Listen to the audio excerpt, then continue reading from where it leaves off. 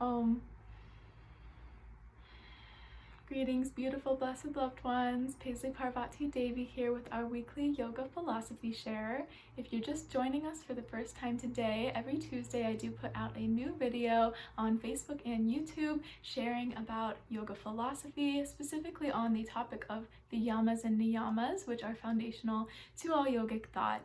So if you are someone who's doesn't have much background in yoga, but maybe is a little bit curious about diving into the philosophy more, this is a perfect series for you. Or maybe you do have some yoga philosophy study under your belt and you're just ready to dive into the topic of the Yamas and Niyamas a little bit deeper.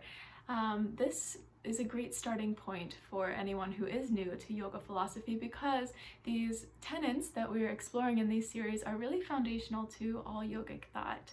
So if you're curious about previous videos in this series, they are all available in playlists on Facebook and YouTube. I'll leave the links for those at the description box, and be sure to subscribe, like my page on Facebook, subscribe to the YouTube channel, share with a friend, tag a friend who you feel like could benefit from this knowledge.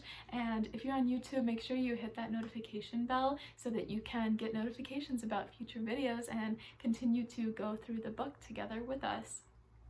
So I go into a little bit more detail on what the Yamas and Niyamas actually are in previous videos in this series. I especially recommend just checking out the introduction to this series if you need more context on what those are.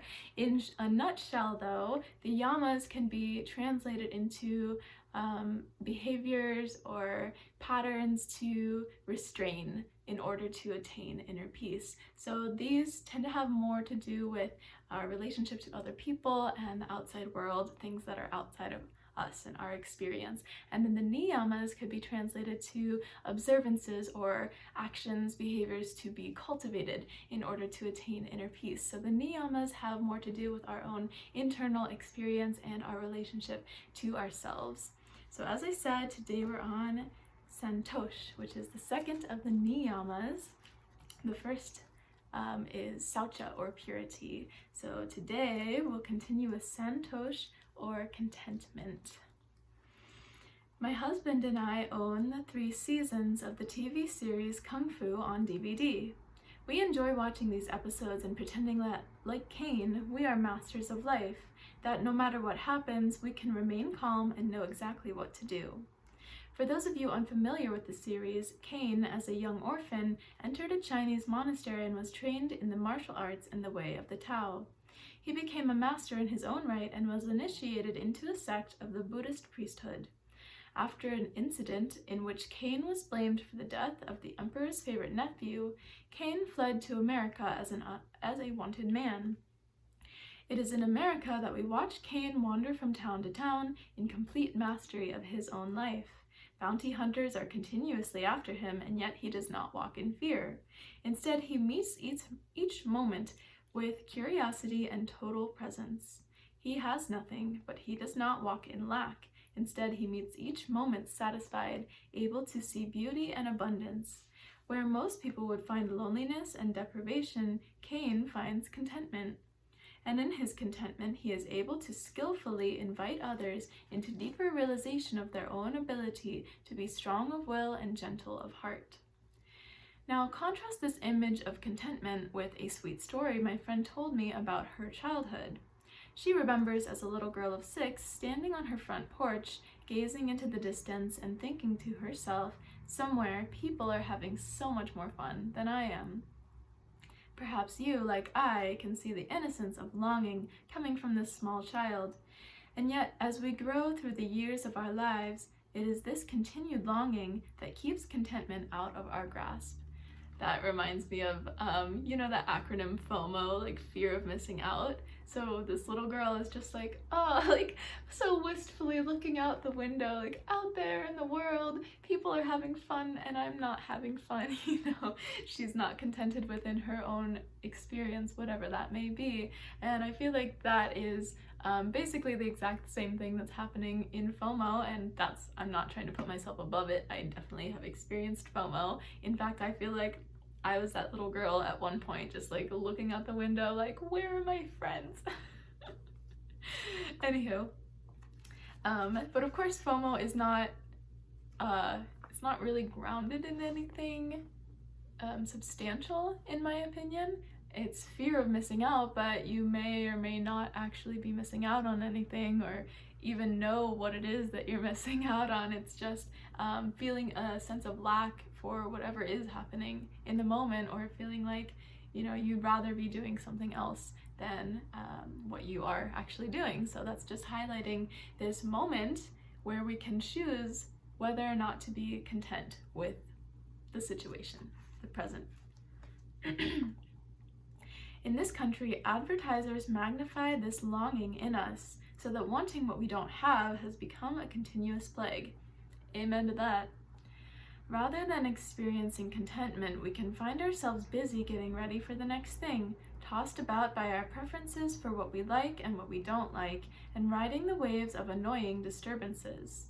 The Jewel of Santosh invites us into contentment by taking refuge in a calm center, opening our hearts in gratitude for what we do have, and practicing the paradox of not seeking. So just to note that even though, yes, many of us do have this mentality, or at least default into this feeling of lack, or like whatever, wherever we are, whatever we're doing isn't good enough, especially with social media, right? I feel like that really just inundates us with these images of other people doing these amazing things, living these lives that appear to be, you know, so wonderful. But of course, I think we all only really post the more flattering things on our social media, right? And that doesn't give a accurate or complete picture of that person's life. And so, yeah, fear of missing out can just really become encoded into our psyche. And so it's not to blame anyone or say that that mentality is wrong, but rather just to notice, like, hey, I do feel this way, and I don't really think that I have those feelings. I feel like those are feelings that were imposed upon me by society, telling me that I always need to have more. Like she mentions the advertising and marketing, and that includes on social media, with all the brand representatives and influencers, you know, always making us feel like we need to have more in order to be complete or feel whole and happy within ourselves, which of course is not the truth. That's what they would have us believe so that they can sell us more stuff. This next section is called Always Getting Ready. There is a Chinese proverb which states, people in the West are always getting ready to live. Ooh. Who relates to that? People in the West are always getting ready to live. There is a remarkable truth of this proverb. When we are little, we can't wait to get big. When we are big, we can't wait to get out of the house. Then we can't wait to get through college and get a job. Then we can't wait until our vacations. And finally, we can't wait until retirement. As the Chinese proverb states, we never really live, we just get ready. Along with getting ready for the next thing, we tend to look at other people's lives and see what is missing in our own. We look across the fence and see what we don't have rather than look inside the fence and enjoy what we do have. She's got so many good one-liners in here, you guys. We look across the fence and see what we don't have rather than look inside the fence and enjoy what we do have. When we look over the fence, we move ourselves into lack. The grass is greener on the other side. A friend tells the story about how envious one of her sisters was during the time my friend led wilderness adventure trips. One day the sister decided to go on one of these trips. On a particularly hard day, she found herself sitting miserably on the beach. A cold wind was blowing through her and she was not feeling well from her monthly cycle. She looked at my friend and calmly said, "I am not jealous of you anymore." Right, so that illustrates my point perfectly. This friend is always jealous that, you know, her friend is always going on these adventure trips, but then when she actually goes on the trip, she realizes like, oh, this actually isn't my cup of tea. Like, maybe it's fun in some sense, but it's also really hard in another sense.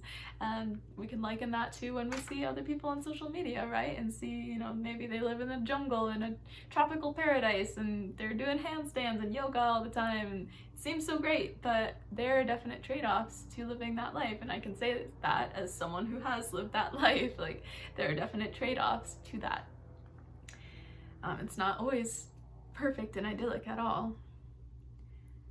When we expect the world to meet our needs, we turn outside of ourselves to find sustenance and completion. When we expect the world to meet our needs, we turn outside of ourselves to find sustenance and completion. We expect our partners to fulfill us, our jobs to meet our needs, and success to solve all of our problems. And when it doesn't, we continue to play the if-only game, looking for that one more thing. Or we play the planning and regretting game. We let our contentment be managed by all these uncontrollable variables. As long as we think satisfaction comes from an external source, we can never really be content. Looking outward for fulfillment will always disappoint us and keep contentment one step out of reach. And I have a teacher, he's a monk, Swami Shankaranandaji, in the Shivananda lineage. He tells a wonderful story about this, just, you know, noticing the mind itself. And he always makes this point of, like, give the mind what it wants, it'll be happy for a little while, and then soon enough it'll get bored of that thing and move on to wanting another thing. And then give the mind what it doesn't want, and it's going to be upset and angry, right? But ultimately, he says, even if the mind gets what it thinks it wants, maybe that thing doesn't actually fulfill it. For example, say you always want to be in a loving romantic relationship, and then maybe you end up finding that person and ending up being in that relationship, and maybe it's great for a while, but over time, perhaps we, you know, maybe it's completely of our own creation. Maybe it actually is that person doing something wrong, but I feel like a lot of the time it is just our own creation, us getting like bored or stagnant with a person, or with like too much stability, you know, and we start like picking on each other, picking at our partner, saying like, oh, you know, he doesn't work out enough, he doesn't, you know, he's letting himself go, or she's doing this, she's, you know, finding like the little things to pick at, even though that's like what you've always said that you wanted, and now you have what you always wanted. So you see how eventually, even when we get what we think we want, eventually it ends up not being pleasurable anymore. You know, the novelty kind of wears off. And so we can avoid this up and down by choosing to be content in the moment with whatever is present, whatever is our reality. So looking outward for fulfillment will always disappoint us and keep contentment one step out of reach. This next section is pleasure and avoidance. We spend vast amounts of our lives moving towards what we like, whether the object is food, clothes, colors, music, self-image, conversation, hobbies, friends, activities, or beliefs. We see our preferences in all these areas as that which gives us pleasure, and we seek the permanence of that pleasure in our lives like it was a matter of life and death. Likewise, we move away from what we don't like. Anything that puts our pleasure at risk, we see as repulsive and to be guarded against. So in yoga philosophy, these principles that she's pointing out are called the kleshas. There's actually 5 kleshas. We won't get into all 5, but 2 of the kleshas are attachment and aversion. So in previous chapters, we have covered aparigraha, which is non-attachment, and we learned why it can bring us more happiness if we cultivate this attitude of non-attachment. Likes and dislikes. So anything that we like, we think we want, and we attach to that thing, we expect that thing to continue to give us pleasure, even though it might change in the future. We expect it not to change. We get upset when it does, and you know, because we're attached, we're sad that we can no longer have that thing the way that it was before. Or if we really don't like something, we really don't want that thing, we avoid it. Depends how much you don't like it, right? But we can avoid it at all costs, sometimes putting a lot of energy into avoiding it, right? And these are things that ultimately take away from our highest well-being and our highest just peace of mind, because then we're constantly trying to control and change this ever-changing world that we're in, right? Rather than just accepting that it's ever-changing and whatever will be, will be. We think we are free, but in truth, we spend huge amounts of our energy maneuvering ourselves and manipulating others so that our days will be filled with what we like and void of what we don't like. I have noticed this maneuvering of life as a physical feeling of gripping in my body. When I find myself around something that gives me pleasure, it is almost like something in me grips with the desire for that pleasure. The same gripping sensation happens when I think I might miss out on the pleasure. Likewise, when I find myself in a meeting feeling bored or restless, I feel tenseness inside my body as if I'm trying to protect myself from the unpleasant experience. In truth, the yogis tell us things are neutral. It is the personal labeling we put on these things that makes them appealing or repulsive to us. When I was a small child, I was made to sit at the kitchen table and finish eating my plate full of squash. It took me several miserable hours to complete the task, after which I swore to hate squash for the rest of my life. For decades, I carried on my hate campaign towards squash. It wasn't until very recently that I looked at a squash in the store with more curiosity than hatred. I boldly bought the squash, brought it home, cooked it, and ate it. Much to my surprise, I loved the taste. The point is that the squash was neutral. The squash wasn't in itself bad or good, it's just a squash. It's all about our mental perceptions that we project onto that squash, right? It was my long history of giving meaning to the squash that made it at differing times both repulsive and pleasurable. So this is kind of a heady concept to grasp at first, but just bear with me and imagine anything that you really don't like. A physical thing that you really don't like, and just hold that object in your mind for a moment. Visualize it. Now ask yourself, is that object, and maybe let's not have it be a person for now, don't a physical object but not a person.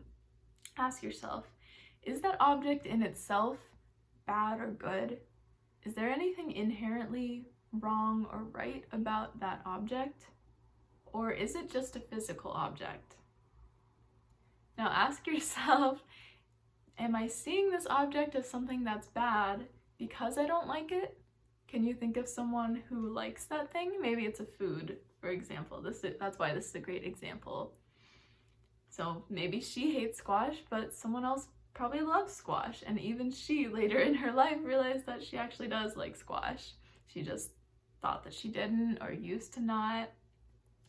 So you can see that that thing, whatever food or whatever object in your mind that you've chosen, that's just it. That's just an object. It's not inherently good or bad within itself. But our ideas about that thing have us constantly thinking and putting this narrative attached to this thing about this thing being bad, that we don't like it, we don't want it near us, or that it causes problems in the world, that other people who have this thing cause problems. But still, that's not that thing in itself being inherently bad. The thing is just a thing. It's all about what we do with that thing, right? And our ideas about that thing. So separating out that concept. Sang San poignantly stated, "The way isn't difficult for those who are unattached to their preferences." So the way he's referring to, I believe, is the Tao, or the Tao. The way isn't difficult for those who are unattached to their preferences, who can live in this state of neutrality and contentment. If you want to begin to experiment with the truth of this statement, try spending days doing what you don't like and not doing what you do like, and see how attached you are to your preferences. It is our need to satisfy our preferences that keeps us from contentment and makes our days difficult. Our seeking and avoiding, tensing and gripping, become expansive uses of our energy.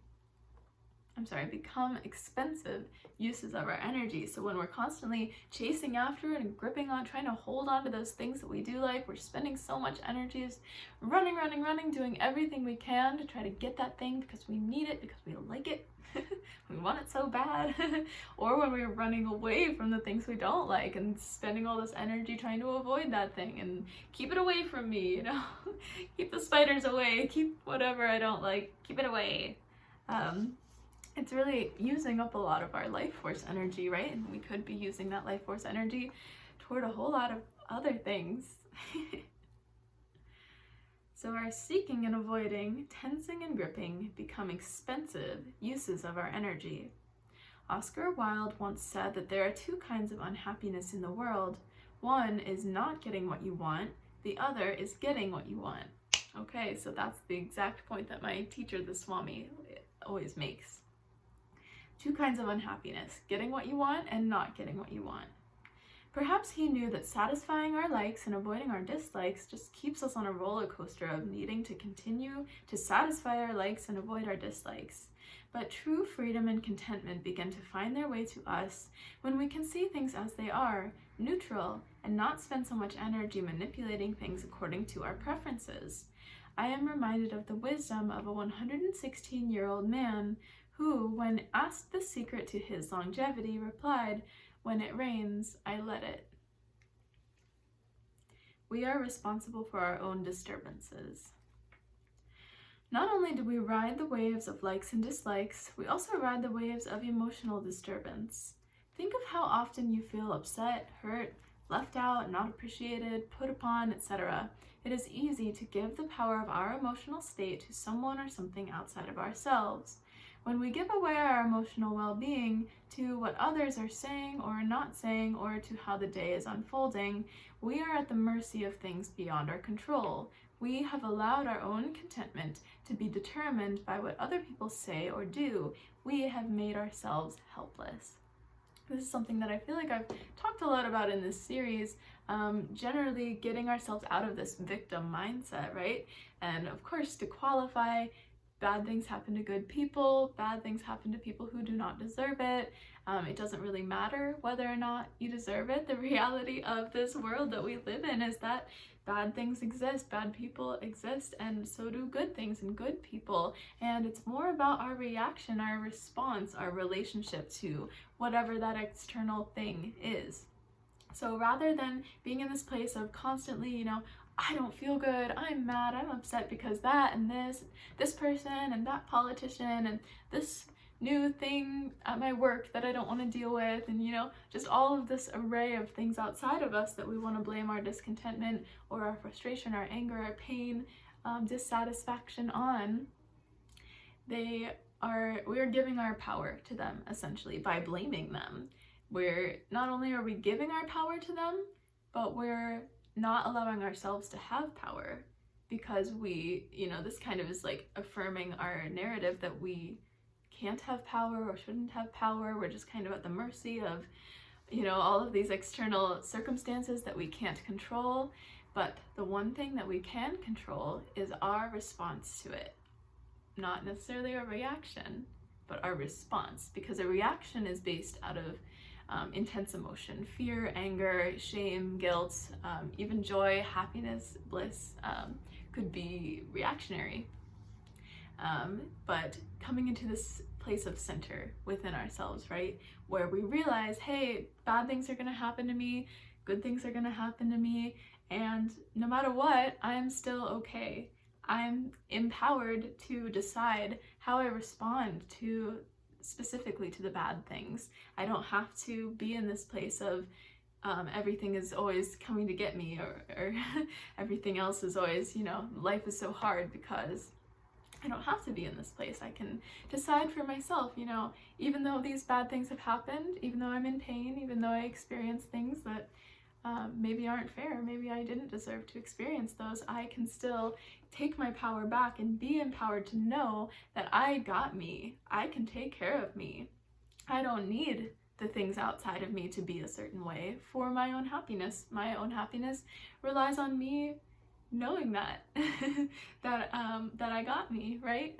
That that these other external things, they come and go. They're not permanent. So, when we give away our emotional well-being to what others are saying or not saying, or how the day is unfolding, we are at the mercy of things beyond our control. We have allowed our own contentment to be determined by what other people say or do. We have made ourselves helpless. Carlos Castaneda writes, "Think about it. What weakens us is feeling offended by the deeds and misdeeds of our fellow men.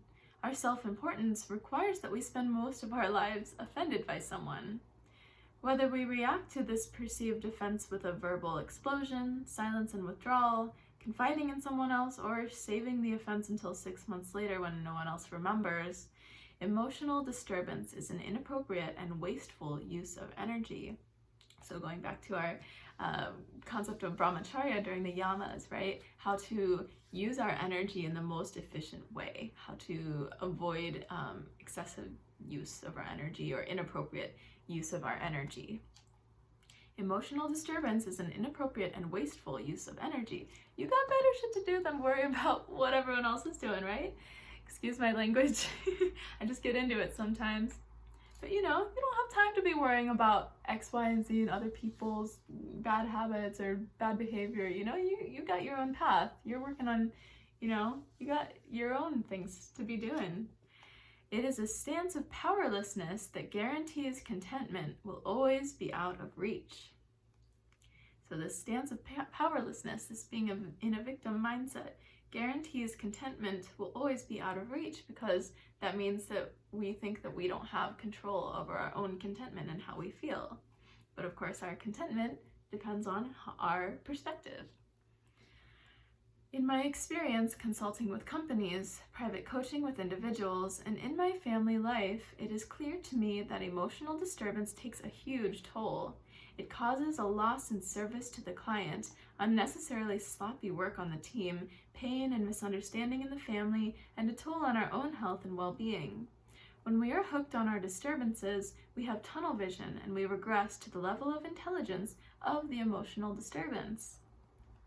When we are not hooked, we have access to a panoramic vision. We can see all the angles. We can see a clear win-win, creative direction. So I think what she's saying is, when we're really attached to whatever it is that we're mad about, she says we have tunnel vision. We can't really see anything outside of the context of that strong emotion, feeling angry and upset or whatever it is. When we're hooked on our disturbances, we regress to the level of intelligence of the emotional disturbance. I can super relate to that. I had something happen not so long ago where I got into a really nasty fight with someone, and my inner child was like mad and I ended up screaming at this person in a way that I have not screamed at anyone in the past 10 years. Since I was literally like 14 years old, I have not screamed at anyone like this. And it really reminded me in that moment of being adolescent, being a child, and those super strong emotions. And I was just like, whoa, that's how I knew I had to like end that situation right there, because I was like, this situation is having too much control over me. Clearly I'm way too attached to it, and so I need to make a change here. But when we are not hooked or attached to our emotional disturbance or our preference, we have access to a panoramic vision. We can see all the angles. We can see other people's perspectives. We can see a clear win-win. We can understand what is going to be the best for us in that situation, and hopefully the best for anyone else involved in that. As if outside events weren't enough to hook us into emotional disturbance, when things are quiet, we can tend to play and replay stories in our minds that are sure to cause us to be upset. Whether we're remembering what someone did to us 10 years ago or yesterday, the mind has an amazing ability to relive this disturbance over and over and over again, bringing us deeper and deeper into discontent. There's a Japanese proverb that states, "The noise does not disturb you, you disturb the noise." I admit, as a lover of silence, I had to think about this for a long time. I've always viewed loud noises as disturbances of my calm, peaceful nature. What this proverb so brilliantly taught me is the reality that when I am upset by noise, I am the one who's disturbing the flow of life, not the noise. There is no escape. We can always trace our emotional disturbances back to ourselves. We keep ourselves out of contentment. So again, just driving home this point that when we're upset, essentially the things outside of us that are making us upset, they're going to do what they will. They're just doing their thing over there. But what we have power over is our response to those things. And it's really up to us if we want to allow that thing to ruin our day, and if we want to get stuck on that thing and just continue to have this emotional response to it. We can also choose to take a deep breath, feel that feeling, and let it go. I know that's a lot easier said than done, especially depending on what the circumstances, but just know that that is an option. You do not have to live in this fear and anger or shame or guilt, whatever it is. You don't have to carry it around. It's not yours to carry. You can take a deep breath and release that. Okay, so that is only the first half of this chapter, Santosh Contentment. It's a powerful one. I'd say Santosh is probably one of my favorite ones. And we'll get into a little bit more of the nuance next week when we'll finish the chapter, so make sure that you come back and watch that guide. At the end of every chapter, she shares some reflection questions. So I'll just share the first two since we went through the first half of the chapter today. And you can reflect on these until we come back to the next video next week. So this week, notice when you find yourself getting ready for the next thing or looking for contentment from something outside of yourself. Journal your observations.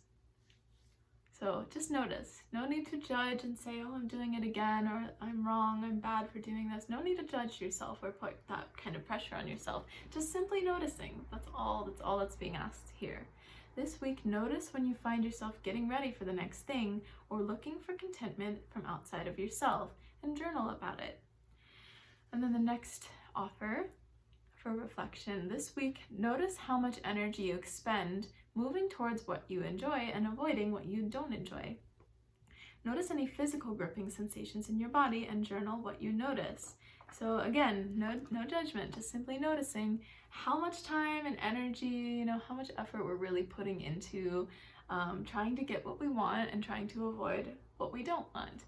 And not just noticing, but also try to notice the feeling in your body when this happens. So as soon as you notice, I really strongly feel like I don't like this, just notice where that emotion comes up, because emotions live in the body.